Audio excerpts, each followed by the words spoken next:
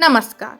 हम the millennium school south city Lucknow के विद्यार्थी आपके समक्ष कक्षा 10 स्पर्श भाग 2 के अध्याय कारतूस का नाट्य रूपांतरण लेकर प्रस्तुत हुए हैं। अंग्रेज इस देश में व्यापार करने आए थे, लेकिन धीरे धीरे उनकी ईस्ट इंडिया कंपनी ने रियासतों पर कब्जा जमाना शुरू कर दिया। प्रस्तुत पाठ में एक ऐसे जाबाज के कारनामों का वर्णन है जिसका एकमात्र उद्देश्य अंग्रेजों को देश से बाहर करना था। वह इतना निडर और चतुर था कि उसने न केवल स्वयं को पकड़ने की इच्छा रखने वाले कर्नल से कारतूस प्राप्त किए, बल्कि उसके मुंह से अपने लिए प्रशंसा के ऐसे शब्द बुलवाए जो कोई अपने शत्रु के लिए तो कभी नहीं कह सकता। तो आइए, प्रस्तुत है अध्याय कारतूस। साहिबान मेहरबान कदरदान, आज आपको दिखाएंगे ऐसा खेल जो अतीत से कराएगा हमारा मेल। अंग्रेजों की नीयत को जिसने किया साफ, उस नवाब वजीर अली ने कभी नहीं किया उनको माफ। आओ सुनाए गाथा अवध के नवाबों की, आओ सुनाए गाथा अवध के नवाबों की, उनकी जाबाजी की, उनकी देशभक्ति की। आओ सुनाए गाथा अवध के नवाबों की, उनकी जाबाजी की, उनकी देशभक्ति की।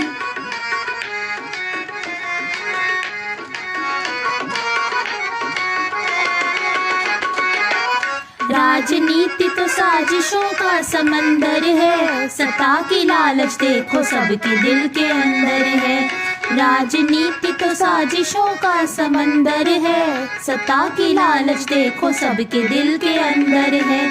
खून के रिश्ते भी नफरत में बदल जाते हैं, पराए अपने भी पल भर में हो जाते हैं। खून के रिश्ते भी नफरत में बदल जाते हैं, पराए अपने भी पल भर में हो जाते हैं। अंग्रेज आए तो थे यहाँ व्यापार के इरादे से, अंग्रेज आए तो थे यहाँ व्यापार के इरादे से, व्यापार करके उन्हें चले जाना था कायदे से। किंतु भारतीयों को बनाकर मोहरा खेला ऐसा खतरनाक दाव, हमारे ही देश में हमारे ही उखड़ गए पांव। तभी चमका फलक पर एक अनोखा सितारा, वजीर अली से बन गया रॉबिन हुड हमारा। कर्नल और लेफ्टिनेंट के धरे के धरे रह गए बोल, कर्नल और लेफ्टिनेंट के धरे के धरे रह गए बोल, जब अवध के एक सिपाही ने खोल दी उनकी पोल। तो आप सब क्यों ऐसे बैठे हैं खाली खाली, जरा जोर से बजा दीजिए हमारे लिए ताली। लेफ्टिनेंट, जंगल की जिंदगी बड़ी खतरनाक होती है। हाँ कर्नल, हफ्ते हो गए हैं यहाँ खेमा डाले हुए, सिपाही भी तंग आ गए हैं। ये वजीर अली आदमी है या भूत, हाथ ही नहीं लग। उसके अफसाने सुनकर रॉबिन हुड के कारनामों की याद आती है। अंग्रेजों से वह बेहद नफरत करता है। कुछ 5 महीने हुकूमत की होगी, मगर उन 5 महीनों में अवध के दरबार से अंग्रेजी असर को पाक करने में वह तकरीबन कामयाब हो गया। कर्नल कॉलेज, ये सादत अली कौन है? आसिफुद्दौला के यहाँ न कोई बेटा था, आसिफुद्दौला का भाई शहादत अली था। आसिफुद्दौला के यहाँ न कोई बेटा था, आसिफुद्दौला का भाई शहादत अली था। वह अय्याश था, सत्ता की भूख उसमें थी, गद्दी हासिल करना उसकी एक ख्वाहिश थी। हाथ मिला गोरों से वजीर से छीनी सत्ता, दिया सालाना 10 लाख का उन्हें भत्ता। अब समझ आया सादत अली कौन है? हाँ, कुछ समझ आया कि आसिफुद्दौला सादत अली का भाई था, लेकिन कर्नल, ये वजीर अली कौन है? सादत अली और आसिफुद्दौला भाई हैं। कई साल से आसिफुद्दौला को संतान प्राप्त नहीं हो रही थी, इसलिए सादत अली ने सोचा कि वह आसानी से नवाब बन जाएगा। लेकिन इसी बीच आसिफुद्दौला के यहाँ वजीर अली का आगमन होता है। अब समझे? हाँ, समझ आया। वजीर सादत का भतीजा था। सादत अली ने हमसे हाथ मिलाया और वजीर को गद्दी से हटवाकर खुद उस गद्दी पर बैठ गया। कर्नल कॉलेज, तब तो वजीर अली की गिरफ्तारी बहुत ही जरूरी है। अरे लेफ्टिनेंट, क्या बताऊं, पूरी एक फौज लिए उसका पीछा कर रहा हूं, मगर ये कमबख्त बरसों से हमारी आंखों में धूल झोंके जा रहा है। इन्हीं जंगलों में फिर रहा है कहीं, चंद जाबाज और इतना दमखम। वजीर अली तो जाती तौर पर भी बहुत बहादुर है।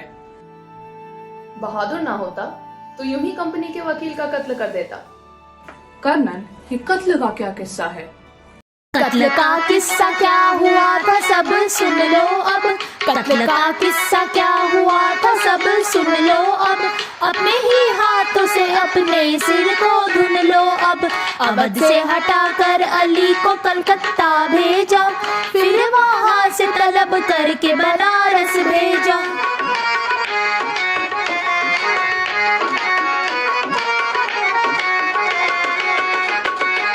भेजे यहाँ से वहाँ, वहाँ यहाँ जाने पर शिकायत की वजीर ने वकील के आने पर। वकील ने सुनकर उसकी बात अनसुनी कर दी, इस तरह उसने सारी हदें पार कर दी।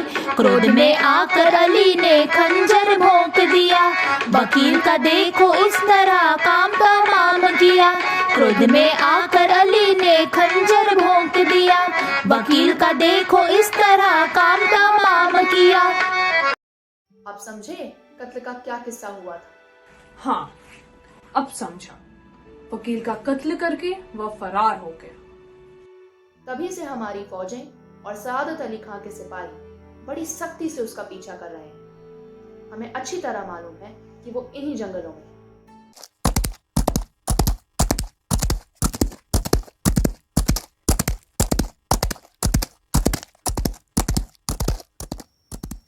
क्या बात है? दूर से गर्द उड़ती दिखाई दे रही है। सिपाहियों से कह दो कि तैयार रहे। गर्द तो ऐसे उड़ रही है जैसे कि पूरा काफिला चला आ रहा हो, लेकिन मुझे तो सिर्फ एक ही सवार नजर आ रहा है। हाँ, एक ही सवार है, सरपट घोड़ा दौड़ाए चले आ रहा है और सीधा हमारी ही तरफ आता मालूम हो रहा है। शुबहे की तो कोई गुंजाइश ही नहीं, सीधा तेजी से हमारी ही तरफ आता मालूम हो रहा है। मुझे कर्नल से मिलना है। हुजूर, सवार आपसे मिलना चाहता है। भेज दो। वजीर अली का कोई आदमी होगा, हमसे मिलकर उसे गिरफ्तार करवाना चाहता होगा। खामोश रहो। तक लिया। साहब, यहाँ कोई गैर आदमी नहीं है, आप राज़े दिल बयां करें। दीवारों के भी कान होते हैं, मुझे आपसे तन्हाई में बातें करनी है। तक लिया। आपने इस मुकाम पर खेमा क्यों डाला है? कंपनी का हुक्म है कि वजीर अली को गिरफ्तार किया जाए। लेकिन इतना लाव लश्कर का क्या मायने? गिरफ्तारी में मदद देने के लिए। वजीर अली की गिरफ्तारी मुश्किल है साहब। क्यों? वो एक जाबाज सिपाही है।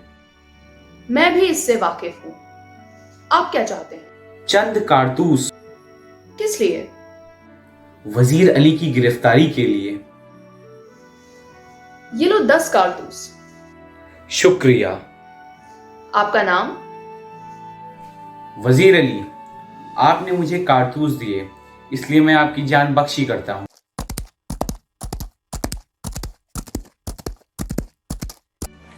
कौन था? एक जाबाज सिपाही।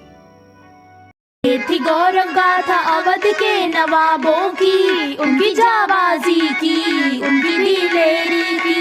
ये थी गौरव गाथा अवध के नवाबों की, उनकी जाबाजी की, उनकी दिलेरी की।